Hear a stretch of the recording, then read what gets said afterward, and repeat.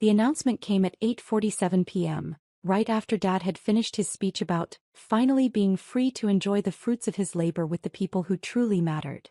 I was standing by the kitchen island, helping myself to the catered spread that had cost more than most people's monthly rent, when my stepmother Diane's voice cut through the party chatter like a knife. "Everyone, can I have your attention for just a moment?" The conversations died down. About 40 people, Dad's colleagues, neighbors, Diane's friends, my half-siblings and their families, all turned toward the living room where she stood next to the massive stone fireplace, her champagne glass raised like a weapon. As we celebrate Robert's retirement and look forward to this new chapter of our lives, there's something we need to address. I felt a familiar knot forming in my stomach. In the 6 years since Dad had married Diane, she'd perfected the art of public humiliation disguised as family concern. Some of you may have noticed that we have a situation living in our home that really doesn't fit with where we are in life now. She looked directly at me, her smile sharp as broken glass. "My stepdaughter Jessica has been living here for the past year, despite being 28 years old. She claims she's working on some kind of business venture, but frankly, we haven't seen any evidence of success." A few people in the crowd shifted uncomfortably. I recognized some of Dad's former co-workers, people who'd known me since I was a teenager, people who looked genuinely surprised by Diane's public attack. But I also saw the nodding heads of Diane's inner circle, her sister Patricia, her book club friends, my half-brother Marcus and his wife. People who had spent months listening to Diane's complaints about her freeloader stepdaughter. So tonight, as we celebrate new beginnings, I think it's time for Jessica to pack her things and find somewhere more appropriate for her lifestyle. The room was completely silent. I could feel 40 pairs of eyes on me, waiting to see how I would respond to being publicly evicted from my childhood home. "This house isn't for failures like you," Diane continued, her voice dripping with false sympathy. "It's time for you to learn to stand on your own 2 feet." I looked around the room at the faces of people I'd known for years. Some looked embarrassed. Others looked curious. A few looked pleased, as if they'd been waiting for this moment. Then I looked at my father. Dad was standing next to Diane, his arm around her waist, his expression neutral. Not supportive of her announcement, but not opposing it either. Just accepting it like he accepted everything else about his new life. The man who had once told me I could be anything I wanted to be was now standing silently while his wife called me a failure in front of 40 people. "I understand," I said quietly. Diane looked surprised. She'd clearly expected tears or anger, or some kind of dramatic scene that would justify her actions to the crowd. "You understand?" "I understand perfectly." I set down my champagne glass and walked toward the front door. "I'll get my things tomorrow." "Jessica, wait." Dad finally spoke, but I was already opening the door. "Enjoy your retirement party," I said, and stepped out into the cool October evening. As the door closed behind me, I could hear the party resuming, voices rising again, laughter returning, the celebration of Dad's retirement continuing without the family failure who had been graciously removed from the premises. I sat in my car for a few minutes, looking at the house I'd grown up in. The house where I'd learned to ride a bike in the driveway, where I'd had sleepovers and birthday parties, where I'd studied for college exams at the kitchen table. The house that Diane now considered too good for me. I pulled out my phone and made a call. "Marcus? It's Jessica Chin. Sorry to call so late, but I need you to accelerate the Morrison mortgage acquisition." "Yes, the one we discussed last month." "Tomorrow morning." "Perfect." Marcus Rivera was my investment attorney, one of the few people who knew the truth about what I'd been building for the past 3 years while everyone assumed I was unemployed and directionless. What they didn't know was that I'd been working 18-hour days building Sterling Capital Management, a private equity firm specializing in distressed real estate assets. What looked like unemployment to them was actually me running a business from my laptop, managing a portfolio worth over $200 million, including, as of tomorrow morning, the mortgage on 1247 Maple Grove Lane, my childhood home where I'd just been publicly humiliated and evicted. The next morning, I woke up in my downtown apartment, the same luxury high-rise apartment that Diane assumed I couldn't afford because I preferred to let people make their own assumptions about my finances. At 9:15 a.m. Marcus called. "It's done. Sterling Capital now owns the Morrison family mortgage. The foreclosure notice has been prepared and will be delivered within the hour." "Perfect." "And Marcus?" Make sure the delivery is made in person. I want them to understand exactly what's happening. At 9:47 a.m., I was sitting in my car outside the house when the process server arrived. Through the large front windows, I could see Diane in her silk bathrobe, cleaning up from the party. She opened the door expecting a package delivery. Instead, she received a foreclosure notice and a letter explaining that Sterling Capital Management had purchased her mortgage from the original lender and was exercising its right to accelerate payment due to violation of occupancy terms. I watched her face change as she read the documents. Confusion first, then disbelief, then something approaching panic. My phone rang 30 seconds later. Jessica. It was Dad, his voice tight with stress. There's been some kind of mistake. We just got papers saying our house is being foreclosed on, but our mortgage payments are current. The company says Sterling Capital Management bought our loan, but we've never heard of them. That's interesting, I said calmly. Do you know anything about this? You mentioned you were working on some kind of business thing. Dad, Sterling Capital Management is my company. I bought your mortgage this morning. Silence. Complete total silence. That's not possible.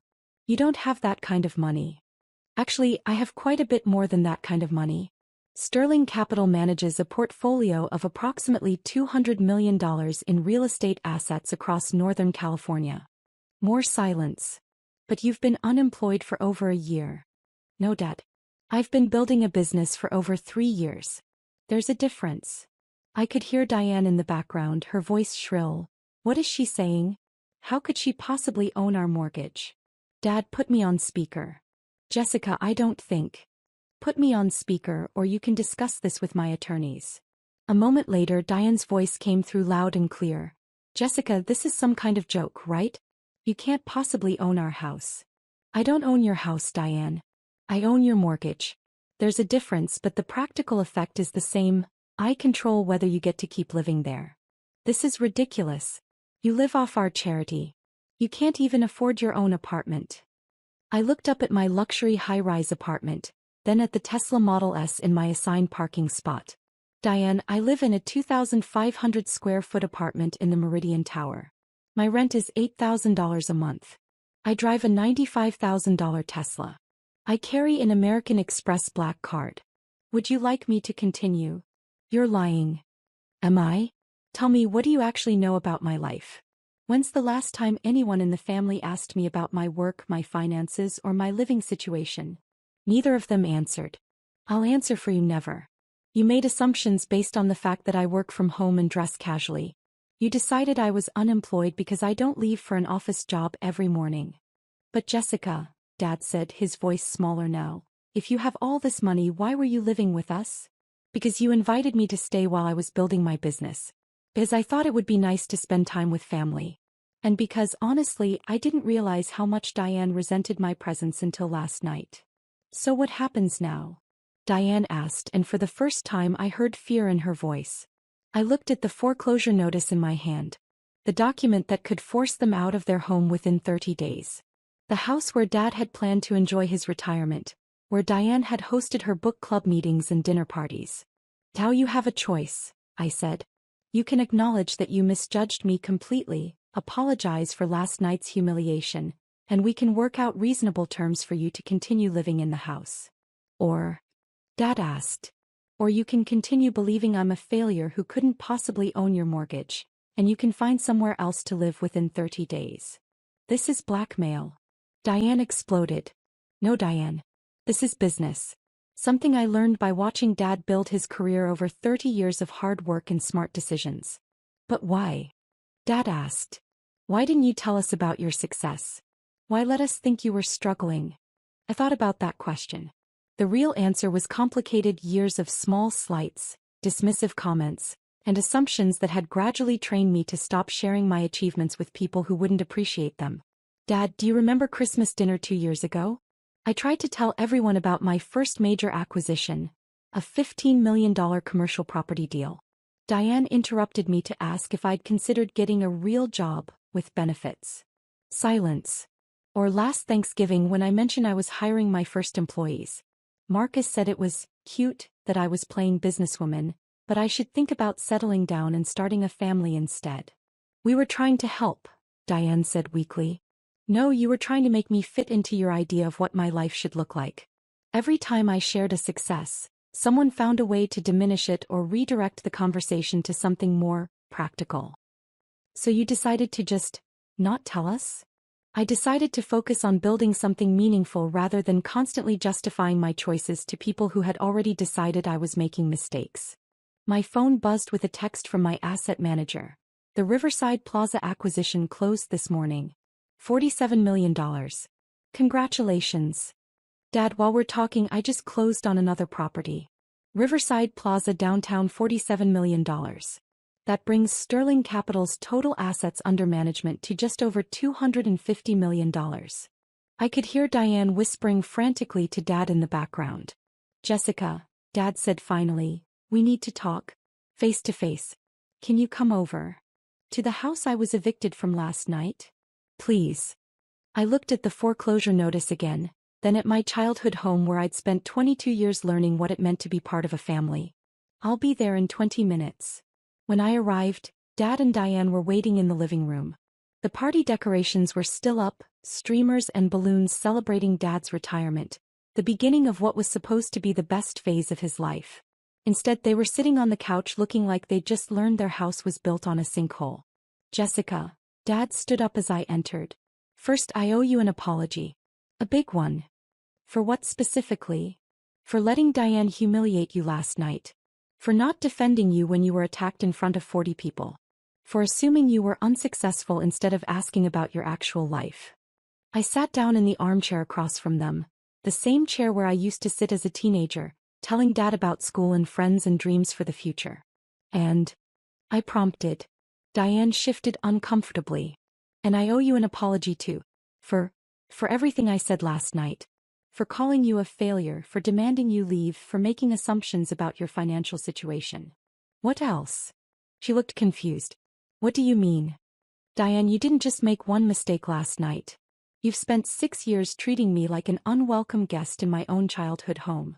Last night was just the culmination. I didn't realize. You didn't realize that constantly asking when I was going to get a real job was dismissive? You didn't realize that introducing me to your friends as Robert's daughter who's still figuring things out was condescending? Dad winced. Jessica, we thought we were being supportive. Encouraging you to find stability. Dad, I had stability. I had success. I had a business that was growing faster than I'd ever imagined possible. What I didn't have was a family that bothered to ask about any of it. I pulled out my phone and showed them the Sterling Capital Management website, professional photos of commercial properties, testimonials from satisfied clients, press coverage of major acquisitions. This is what I've been building while you thought I was unemployed. A real estate investment firm that's generated over $40 million in profits in the past 3 years. Diane stared at the phone screen. But you never dressed like a successful businesswoman. You wore jeans and t-shirts around the house. As I was at home, Diane. When I'm in business meetings, I wear business attire. When I'm working from my home office, I dress comfortably. Most successful people do. Show them the Forbes article, Dad said quietly. I looked at him surprised. You know about the Forbes article? I found it this morning. After the foreclosure notice arrived, I Googled your company. He looked embarrassed. I should have done that years ago. I pulled up the article, Rising Stars in Real Estate, How Young Investors Are Reshaping California's Commercial Market. There was a full-page profile of Sterling Capital Management, complete with my professional headshot and details about our acquisition strategy. Jessica Chin, 28, has built one of the fastest-growing private equity firms in Northern California, Dad read aloud. Her company's focus on undervalued commercial properties has generated exceptional returns for investors while revitalizing overlooked neighborhoods. Diane was reading over his shoulder, her face getting paler with every paragraph. Chen's approach combines traditional real estate expertise with innovative financing strategies, she continued reading. Her success has made her one of the youngest commercial property magnates on the West Coast. There's more, I said, scrolling through my phone. Wall Street Journal piece last month about women in private equity.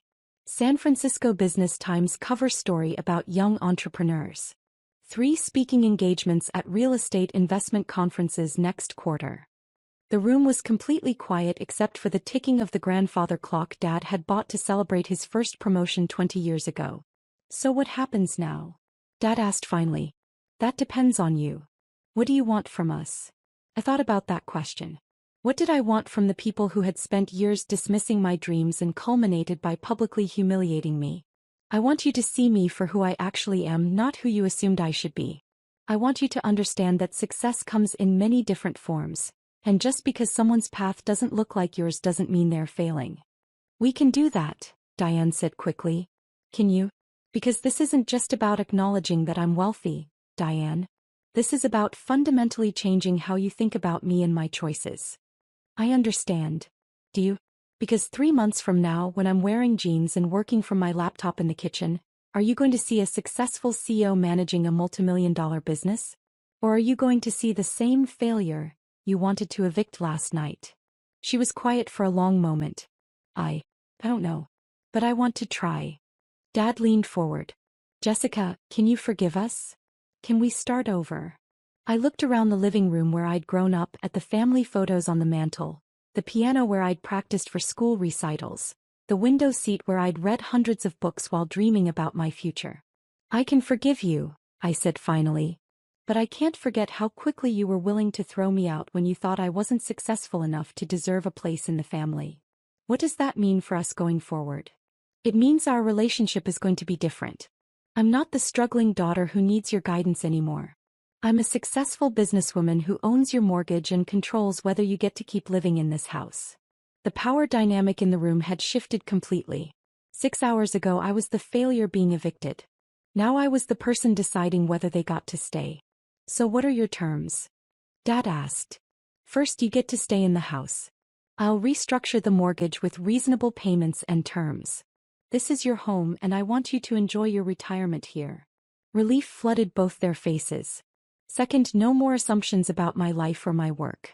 If you want to know how I'm doing, ask me directly instead of making judgments based on surface appearances. Agreed, Diane said immediately. Third, if you ever again publicly humiliate me or treat me like a charity case, our business relationship becomes strictly professional. You'll deal with my attorneys and property managers, not with me. That's fair, Dad nodded. I stood up and walked to the window, looking out at the neighborhood where I'd grown up. In the distance I could see the downtown skyline where 3 of my properties rose above the city like monuments to everything I'd built while they thought I was failing. There's one more thing. What's that? I want you to understand that I didn't buy your mortgage to control you or get revenge. I bought it because Sterling Capital specializes in acquiring undervalued real estate assets, and your property fit our investment criteria.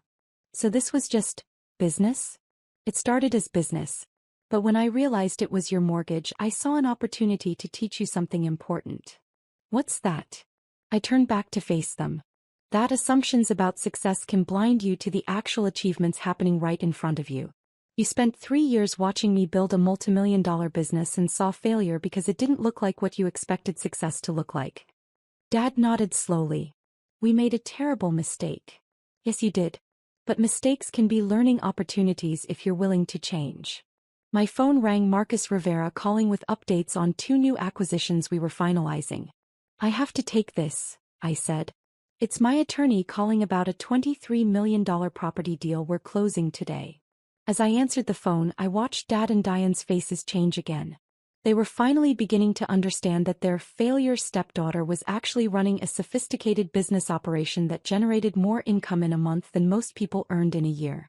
Marcus, good morning. Yes, the Riverside deal closed successfully. Move forward with the Harbor Point acquisition. Schedule the due diligence for next week. I'll review the contracts tonight. When I hung up, Dad was staring at me with something approaching awe. You really do own a multimillion-dollar company.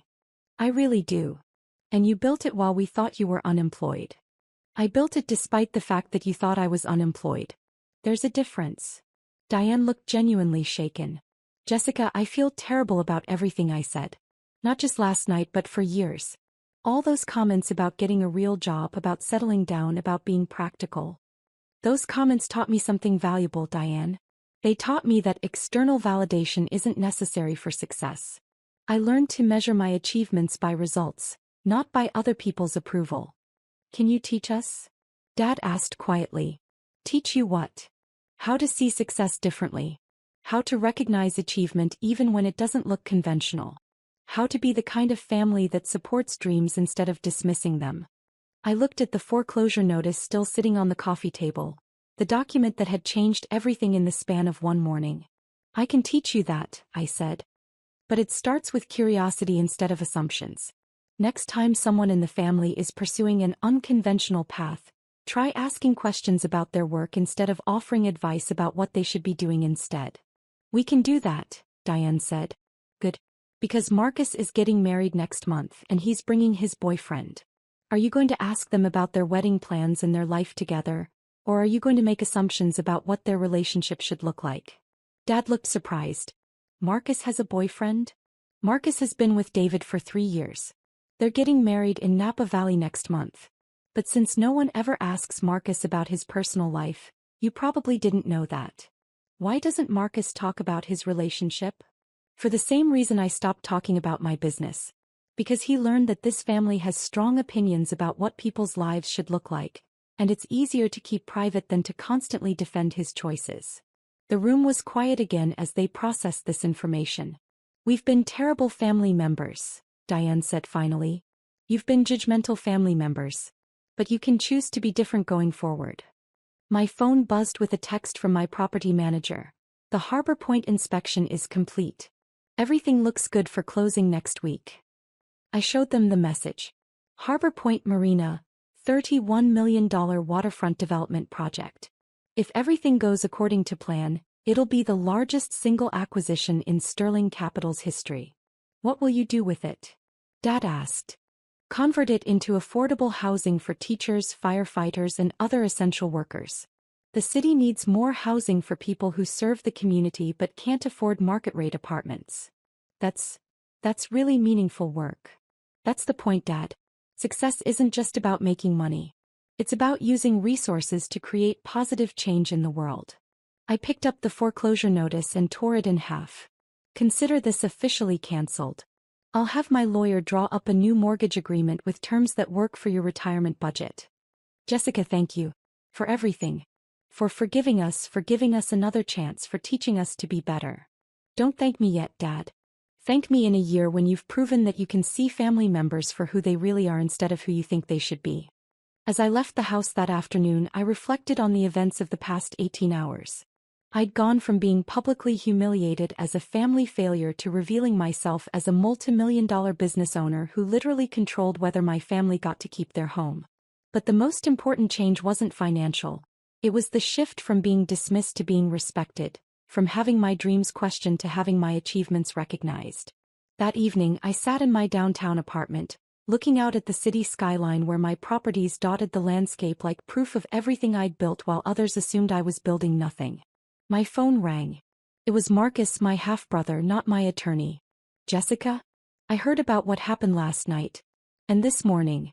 Are you okay? I'm fine, Marcus. But I'm curious, how did you hear about it? Dad called me. He told me about the foreclosure notice, about your company, about everything. He sounded shaken. And what do you think about it? I think I owe you an apology. A big one. I've been just as dismissive as everyone else, just as willing to assume you were failing instead of asking about your actual life. Yes, you have. Can we talk? Really talk? I'd like to know about your business, your life, who you really are instead of who I assumed you were. I smiled. I'd like that. But Marcus. Yeah. I'd also like to hear about David. Dad mentioned you're getting married next month. Silence. Then, how did you know about David? Because unlike the rest of this family, I pay attention to the people I care about. Congratulations, by the way. I'd love to meet him. Really? Really? And Marcus?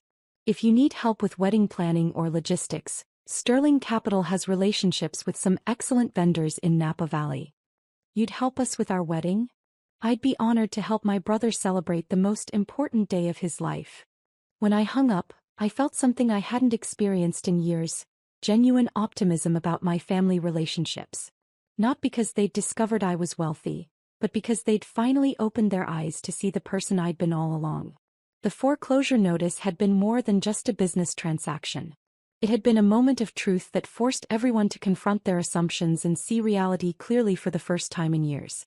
Sometimes the best revenge really is living well. But sometimes, if you're very fortunate, living well becomes the foundation for healing relationships that seemed broken beyond repair. And as I fell asleep that night in my luxury apartment, surrounded by the success I'd built while others thought I was failing, I realized that forgiveness felt better than revenge ever could have. The woman they'd tried to evict as a failure had become the person holding the keys to their future.